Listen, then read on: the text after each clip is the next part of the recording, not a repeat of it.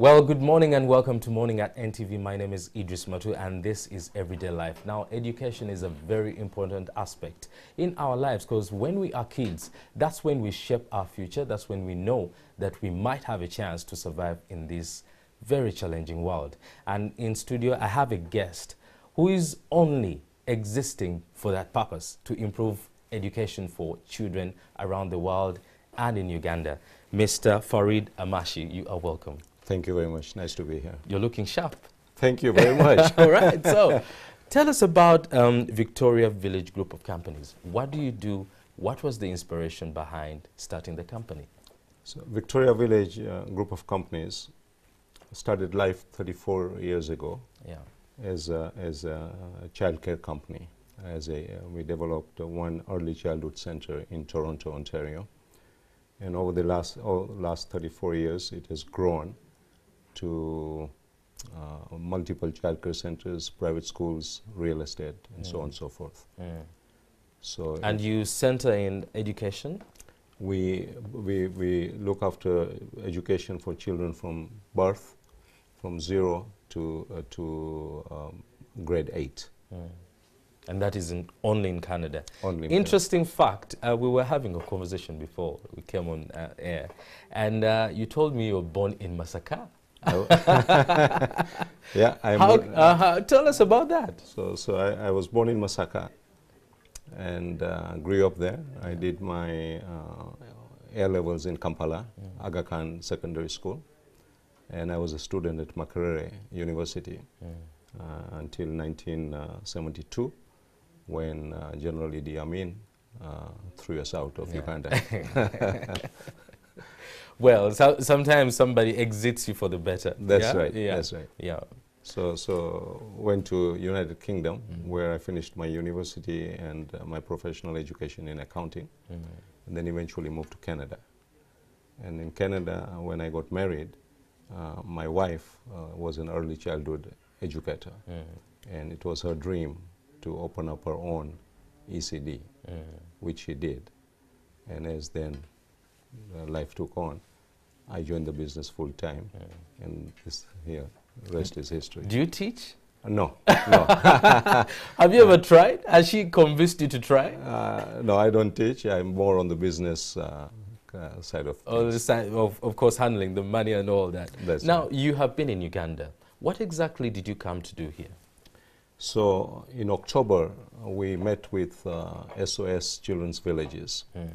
SOS Children's Villages are situated all around the world, but we decided that we wanted to come back to the country of our birth. So we have partnered with SOS Children's Villages, which is a very, very strong organization with great leadership and full of integrity. So we have partnered with them to be able to provide ECD, quality ECD, in Uganda. So what we have done is we have also met up with the Ministry of Education, few officials from there, and it seems that the direction we're going to take is going to be a three-way kind of partnership. And so the first thing that we have decided to do is we have to have an enabling environment for early childhood education. Uganda's government has a policy that it wants children to have access to early childhood. But when it comes to access, or comes to facilities, or comes to materials, there's a huge gap. So what we have identified that the first thing to do would be to establish what we call a training center, or you could call it an Institute of Professional Development. This is going to be situated at the SOS Children's Villages in Entebbe. Yep. So we are going to set up a modern training center with full access to for computers, libraries, teaching rooms, mentoring. I must say that I have come on this trip not by only myself, my wife and my son, but also 5 members of our operating board of directors. These are highly skilled, educated people who concentrate on this field of this area. Childhood education. Yeah. So what we have done is, in the last 2 weeks we have been here, we have traveled extensively across Uganda. We've been to Entebbe, Kakiri, Gulu, Fort Portal, and we have accessed on the ground what's happening. So you've been to Gulu, you've been to other districts apart from Entebbe. Is the plan to also set up ECDs away from Entebbe but also in Gulu? Yes, so our focus is going to be on the ultra-poor communities, communities that really have no access right now. The thing is that, as you know, for children, every child must have a right to education. Yeah. The research has proven that brain development happens, the architecture of the brain development happens from conception to age of 6 to 8, where the architecture is set, all the pathways are set. Yeah. Now, And I think that's the age when you're most influential to your mind, and a child growing up will be really influenced on what they become character-wise, what they believe in, and basically the education during that time is quite important. And you are saying that this is the stage that you want to concentrate on and push for kids also in Uganda. yes. What of in Canada? Who are you providing the services for?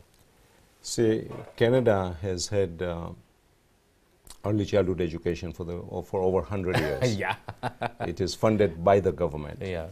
And there are private and commercial operators, there's government agencies.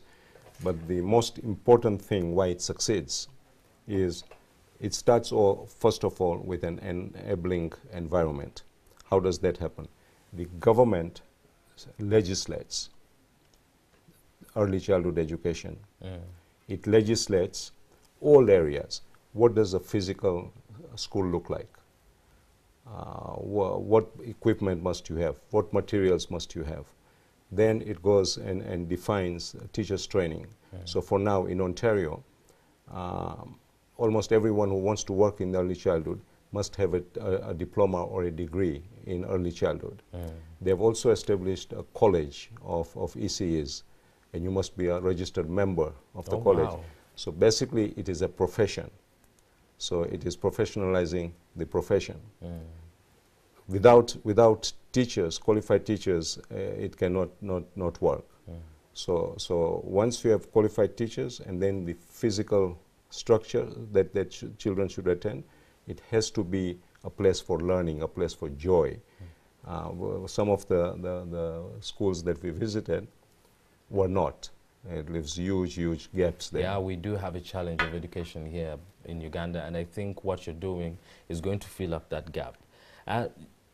Who are the kids who are going to be able to enter the ECDs? That's a good question. So what we are going to do is we are going to concentrate and help children, SOS children, who are orphans. And then we are going to look at marginalized communities, the ultra-poor. So SOS, for instance, we checked this out, has a program called the Family Strengthening Program. Now, this program looks after the ultra-poor. So there we saw an instance in near Gulu where they built a home for this family, because it was a family with 8 children. Now, they were living in very dire circumstances. Now they have a home, and 3 of the children are attending, have access to ECD. The remaining 5 don't. So it is these kind of children that we want to bring in. So you will have the SOS children, you will have the marginalized children, and then there will always also be room for children from the community to attend. From the community, are these children paying their own tuition, or? So the current free? model, no, the parents who can afford will continue to pay what they pay now. Yeah. So this becomes more sustainable, and that much kind of resources can help Push for the other ones who are more needy and all that. Now, what's the plan for this project? How long will it last? Yes. So do we hope for the next 50 years? Well, there are many metrics that you can look at. Yeah. So what we have said is the first thing we're going to do is to establish this training center. our team has agreed to come back in August. At that time, there will be a soft opening where they are going to start the training. We have identified about 20 teachers from existing government and community-based centers who will come and be trained. And then we'll also be training the trainers from Uganda. Now the hope is that these teachers who get trained go back to their ECDs and they mentor and teach the other teachers. So this way the multiplier effect comes into being. Of course.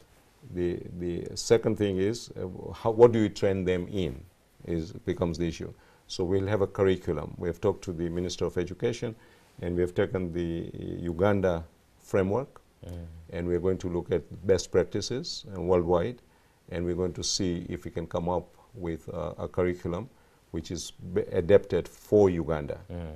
Once this is done, that you have a curriculum based for Ugandans, then we can set up the necessary procedures and policies.